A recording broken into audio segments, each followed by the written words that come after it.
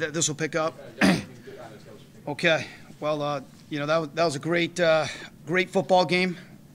Pretty nerve-wracking, exhausting, and congratulations to Johns Hopkins. They've got a tremendous football program, tremendous coaching staff. I've known Coach Camara for a long time, and I mentioned this last week when we played Ithaca. A ton of associations with Coach Margraf, who I have a ton of respect for. And, I'll tell you guys a quick story. So, I knew Alice Margraf before I knew Jim because I was at Washington University in St. Louis, and I recruited out here on the East Coast. And, she was a counselor, still is at McDonough, and, great lady. And, we were recruiting a quarterback there who was a little bit underachieving, shall we say, academically, and she advocated for the kid. But best Coach Margraf story I can tell you, I was 29 years old at the National Coaches Convention, which a lot of coaches go to. I was an assistant at Washington University. He did not know me from Adam, but the way he treated me and the respect that he treated me with, he treated me like I was a veteran coach that had won 300 games. So utmost respect for Coach. That's why we've always had so much respect for this football program. And anybody that coached for Coach Margraf or played for Coach Margraf, has my respect. So I know I mentioned that last week, but I just wanted to say that again. Tremendous respect for the organization here. I love when we play each other. The teams go after each other and they play really hard and they're physical games. But there's none of the nonsense that you sometimes see on the field when you have rivalry games, right? So some of the other rivalries that we have aren't quite this clean, and I appreciate the way that they approach the game and the way that their staff goes about things. So hats off to them. They did a tremendous job, and they were a formidable opponent for sure. I mean, that was a tough game. I've got a question for Drew and for Coach, essentially. Yeah. Drew, you seem to be content a lot in this game to just throw it away, to kind of live to fight another down type of situation. And was that kind of the game plan? Coach, you can chime in too on this one, but was that the game plan to essentially not make a mistake in this game that could cost you, and just make sure that you had another opportunity each time, on third down or whatever it might be at that point? Yeah, I just think going into these big games, I mean, win or go home, I try to play a little bit smarter and play the next down, know that we have the next down, and just keep possession of the ball, and just if nothing's there, throw it away and move on to the next play. Yeah, I agree. I mean, I coach the quarterbacks, and it's been a pleasure to coach this guy. He's a great competitor. Before I even address that, I'd just say, best quarterback I've coached, but also just a great kid. He doesn't care how many times we throw the ball, doesn't care about his statistics. He just wants to help the team win. And I still remember when I recruited him, he, was at Franklin Pierce and was basically told that, and you don't mind me saying this, they didn't want him back because they had other quarterbacks. And, boy, we got the better end of that deal for sure. And, I've stressed to the quarterback since the beginning of the year that sometimes the best plays are those plays where you throw the ball away and you live to play another down. And, he did a really, really good job with that today. So really, really proud of the way he executed most of our game plan. Two-part question. One is, were you surprised that Hopkins didn't go for the two-point conversion on the last touchdown? And if they had gone for it and gotten it, would that have changed your mindset on your final drive? Well, so two things. I was surprised that they didn't go for two. I'm not saying that wasn't the right call. I don't know what I would have done in that situation. Would it have changed anything? I don't know how it really changes anything, right? You still, got to kick a field goal to win the game. So, I guess what I meant yeah. was Greg said that if they had gone for two and gotten it, perhaps that you guys would have pressed even more to try to score, whereas by just settling for the extra point, maybe you wouldn't have felt as much pressure to try to gain yards and get that. Now, the two-minute situation, so, that's something we spend a lot of time on. And, we make a cut-up of everybody's – I don't think this is a great surprise to anybody. We make a cut-up of everybody's two-minute offense or defense, and we, study what they do in two-minute situations. And we have a plan every week on the back of the call sheet. These are the quick passes we're going to throw in, the runs that we're going to run, and the intermediate passes. And if we need to take shots, these are the things that we're going to, run. And we rep it every week during practice. We rep the communication.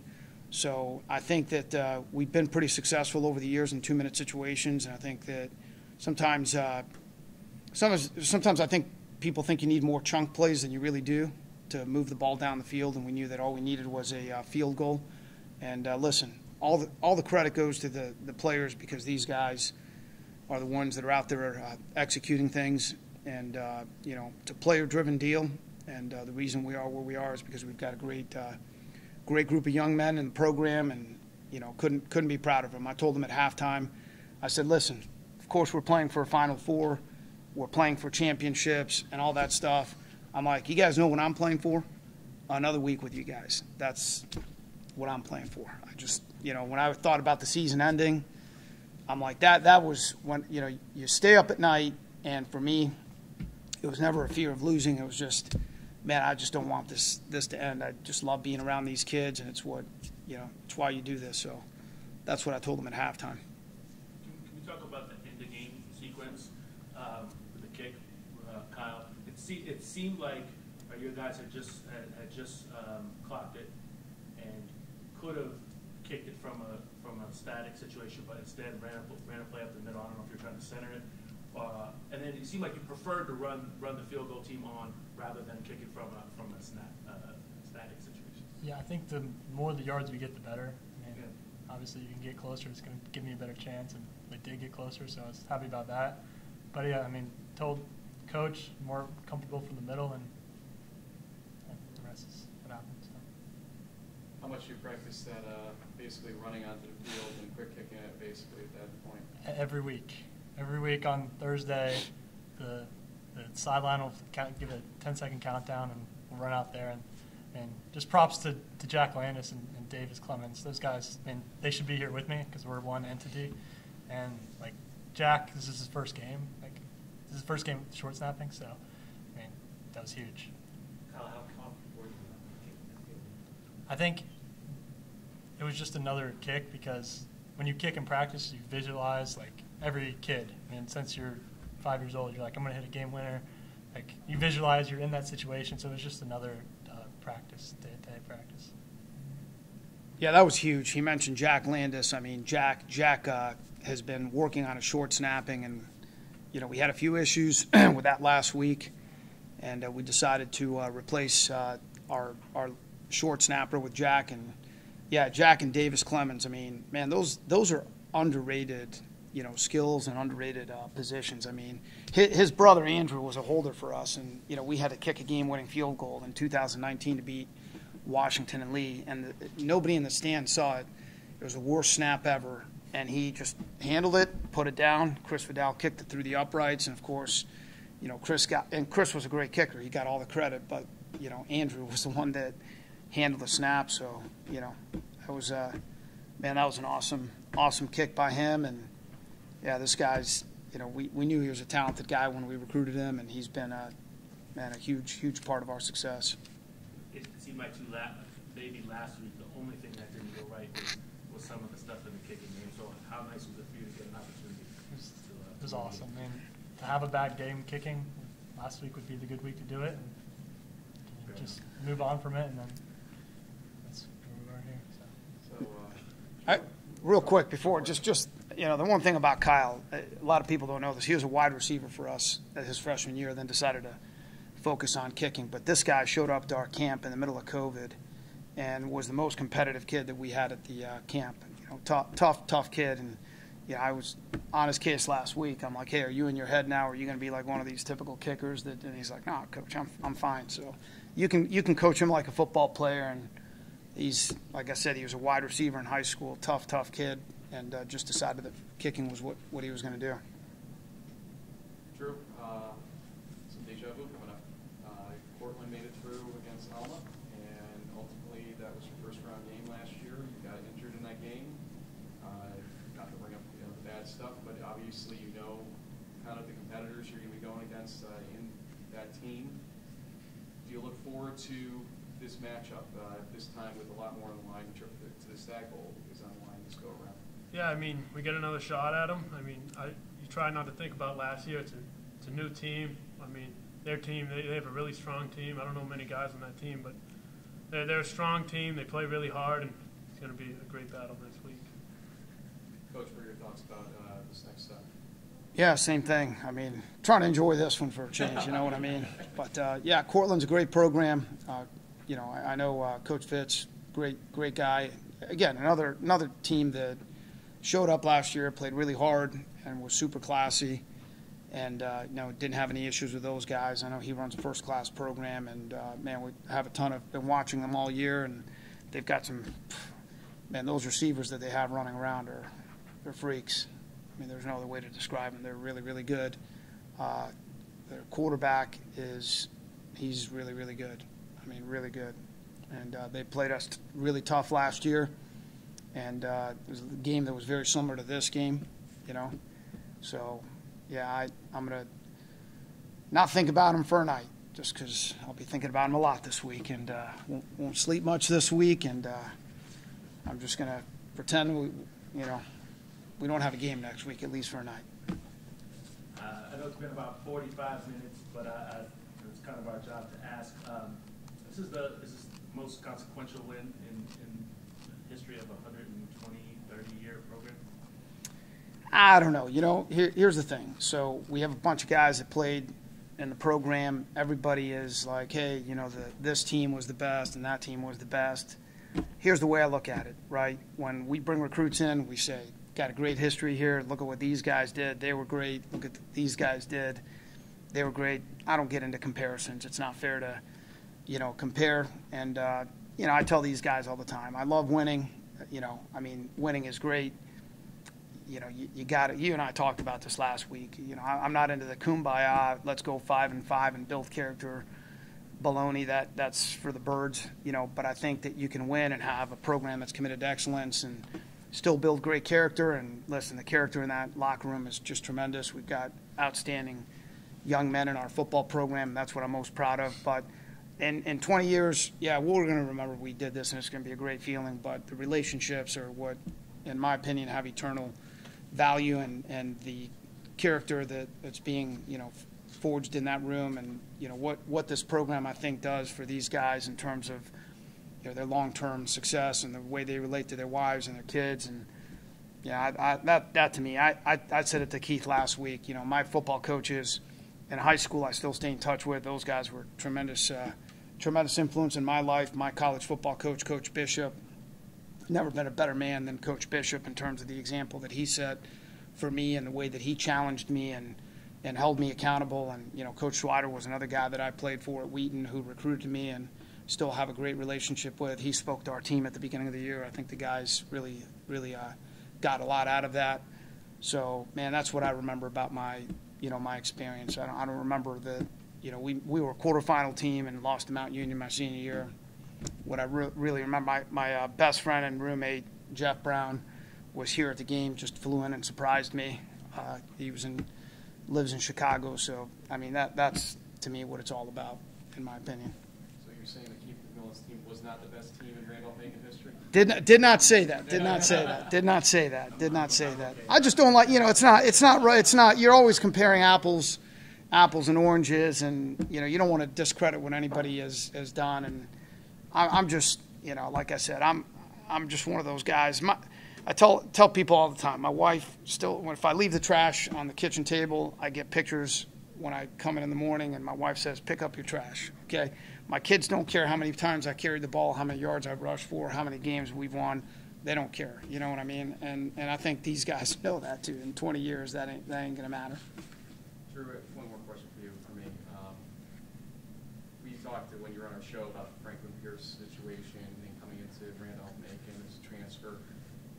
Did the adversity of Franklin Pierce basically make you what you are right now, to be the unselfish character, to be, you know, I guess, humble about everything, but at the same time thankful for this kind of position you're in where you're one game away from going to the Stag Bowl championship game? Yeah, I guess I just tried to stay true to myself through this transfer over to Randolph-Macon. Just be myself, keep my character, stay humble, and kind of try to turn over a page to a new slate coming here last year, and I kind of felt like this program took me in as family right away. I mean, the guys on this team, they're brothers to me now. Coach Aruza, I'm grateful and thankful that he took me in June, and I mean, ever since that decision, it's been the best decision of my life. I got two more short things if we have time. Mitchell Johnson, huge game today, 144 yards, 2 touchdowns, 2 long touchdowns. I looked it up mid-game. He got the 3rd most carries of the backs this year. I guess Nick Hale gets most of the attention and the carries. Tell us about why he was so successful today. What it is about him that. He's a tough kid, and at the beginning of the year, it was really about learning the offense and mastering the nuances of the offense. But listen, Mitchell's a great player. Nick Hale's a great player. Cam Chapman's a great player. Kwesi Clark. They all bring different things to the table. And, they're all really unselfish. Not one of them has been in my office all year saying, Coach, I need to carry the ball more. And I think it's been very beneficial to us that we've been able to keep them all healthy. Nick was banged up last year because he shouldered a lot of the carries. And, I was looking at this the other day. North Central doesn't have a ton of guys in the top, of categories because those kids are unselfish and they want to win. And I think our kids have the same mindset. And, we have a mantra, stole it from Bo Schembechler, the team. And, like I said, Drew's never been about anything except the team. The guys that are carrying the ball are never about anything except the team. David Wallace thinks we should throw him the ball on every single down, all right? But he's also a great kid and an unselfish kid. And, he's just a competitor and wants the ball and thinks that, he can run by anybody. So, but just a great group of kids, man. I'm like really lucky to be able to coach these guys. And, man, like I said, it's just unbelievable. David's in your ear every down, basically? You said what? David's in your ear every down saying yeah, every down. I mean, like he said, he's a competitor. He wants the ball every play. He thinks he can run by anybody, like he said. I mean, I love it. Like all my receivers, I want them to want the ball. Like I like it, but we gotta run it too sometimes. On the final drive, tell us what you saw in that play. That obviously was a key moment because I think if you don't convert that 3rd down, you may end up punting, giving the ball back to Hopkins, and instead you drive down and kick the game. It was 3rd and 9, maybe threw it a little behind him. Yeah, I mean, it was a great play by David. It was an awful ball. Great play by him, great catch. Pretty much got us in a good field position to do a few things, to run the ball and keep moving it. And it was a great play. It was a great drive. It was a special moment. So I'm just proud to get out of there with a win. He let you know it wasn't a very good ball. Oh, you know what I mean? Yeah. It was the first thing he said when he came over, right? Yeah. And, we don't always tell him when he screws stuff up, but he sure let you know that. Yeah. Wide receivers, man. Yeah, they're definitely a different breed, Last thing for me, this was the first time you guys played a close game this year. I don't even know, and this may be a SID thing, how long have you trailed it all? We trailed against Washington and Lee. And who else? CNU, yeah. We trailed. But certainly I don't think we're in danger in the 4th quarter of losing like today. Did you enjoy playing in a close game, as much as you enjoyed playing in all the blowouts? Yeah, I mean, Coach always talks about stay in the fight. We faced some adversity today. We went down. I mean, the team knew that we were going to stay in this fight. We're going to chip away. I think everybody stay composed, and we did what we had to get those final 3 points on the board at the end of the game, which was huge.